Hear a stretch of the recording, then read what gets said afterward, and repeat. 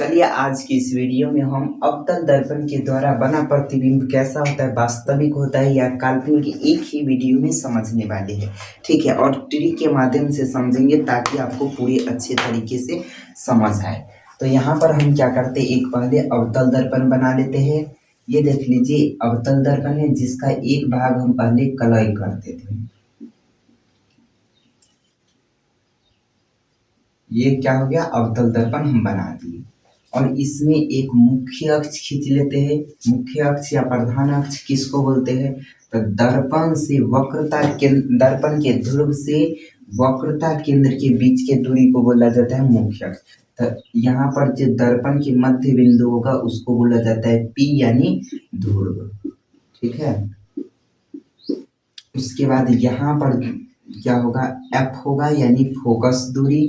उसके बाद यहाँ पर होता है C यानी वक्रता केंद्र, और यहाँ पर दूर जाने के बाद यहाँ पर क्या हो जाएगा, अनंत। सबसे दूर जाने के बाद क्या हो जाएगा, अनंत। तो चलिए हम कैसे बतलाएंगे, इतना याद रखिएगा। यदि हम वस्तु को P पर F पर रखते हैं, यदि मान लेते हैं ये कोई भी वस्तु है जिसको हम कहाँ पर रखते हैं, F पर, या वस्तु को यदि C पर रखते हैं, ठीक है, या वस्तु को अनंत पर रखते हैं, या वस्तु को मान लेते हैं P और F के बीच रखते हैं, नहीं इसको बाद में बतलाते हैं। यदि मान लेते हैं वस्तु को कहाँ पे रखते हैं, वस्तु को यदि F और C के बीच रखते हैं, यदि वस्तु को कहाँ पे रखते हैं, यदि C और अनंत के बीच रखते हैं, तो इसका प्रतिबिंब कैसा बनेगा। तो इसको समझने से पहले हम आपको बतलाएंगे कि इसका प्रतिबिंब कहाँ पे बनेगा।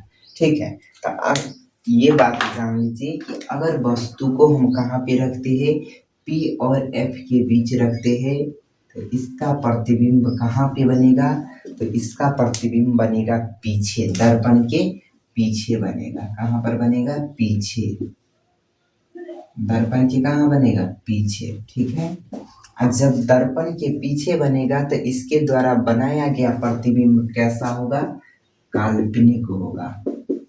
कैसा होगा, काल्पनिक। ठीक, और काल्पनिक प्रतिबिंब हमेशा क्या होता है, सीधा होता है। काल्पनिक प्रतिबिंब मतलब काल्पनिक प्रतिबिंब हमेशा क्या होता है, सीधा होता है। ठीक है, अब दूसरा बात हम आपको बतलाते हैं।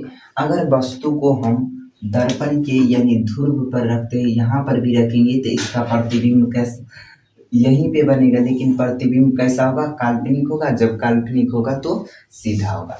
उसके बाद अगर मान लेते हैं इसमें से 5 स्टेप में से कहीं पर भी वस्तु को रखते हैं, तो ये हमेशा, ये क्या होगा, हमेशा वास्तविक प्रतिबिंब होगा। क्या होगा, ये हमेशा वास्तविक प्रतिबिंब बनेगा, वास्तविक।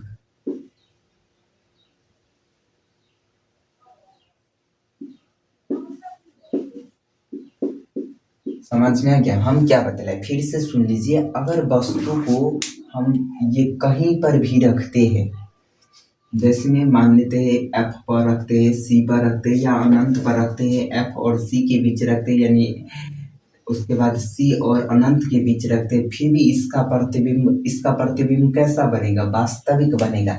जबकि एक स्थिति में यानी P और F के बीच कहीं पर भी बस यानी P और F के बीच वस्तु को रखते थे, वस्तु का प्रतिबिंब कैसा बनता है, काल्पनिक। जबकि इसमें से कहीं पर भी रखते वस्तु का प्रतिबिंब कैसा बनेगा, वास्तविक बनेगा। और जब वास्तविक प्रतिबिंब बनता है तो वास्तविक प्रतिबिंब हमेशा क्या होता है, उल्टा होता है। क्या होता है, उल्टा होता है। वास्तविक प्रतिबिंब क्या होता है, उल्टा होता है। जबकि काल्पनिक प्रतिबिंब क्या होता है, हमेशा सीधा होता है। समझ आ गया क्या।